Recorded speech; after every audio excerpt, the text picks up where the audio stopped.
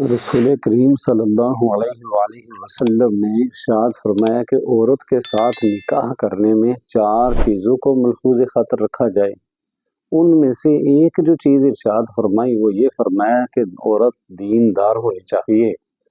یہ فرمان ہے رسول کریم صلی اللہ علیہ وآلہ وسلم کا۔ لہذا جو بھی بندہ دین کو سمجھتا ہے یا کلمہ جس نے پڑھا ہوا ہے مسلمان ہے، اسے چاہیے کہ عورت دیندار جو ہو اسی سے نکاح کرے، اس لیے کہ آگے جو نسل چلے گی، آگے جو اولاد ہوگی، آگے جو بچے ہوں گے، اگر عورت دیندار ہوگی تو انشاءاللہ بچے بھی دیندار ہوں گے، اور پھر ایک اچھا مثالی معاشرہ قائم ہوگا، ایک دینی معاشرہ وہ قائم ہوگا، اور جس سے پھر فائدہ یہ ہوگا کہ دنیا کے اندر بھی پرسکون زندگی میسر آئے گی،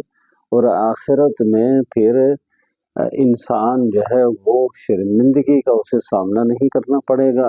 بلکہ اللہ رب العزت کے بتائے ہوئے احکامات پر عمل کرتے ہوئے جب دنیا سے چلا جائے گا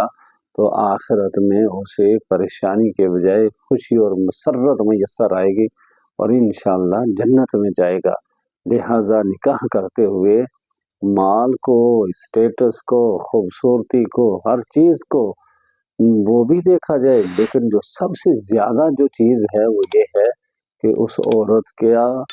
کی دینداری کو دیکھا جائے۔ جب اس چیز کو دیکھا جائے گا تو پھر دنیا اور آخرت انشاءاللہ بہترین ہوگی۔ اللہ عمل کی توفیق عطا فرمائے۔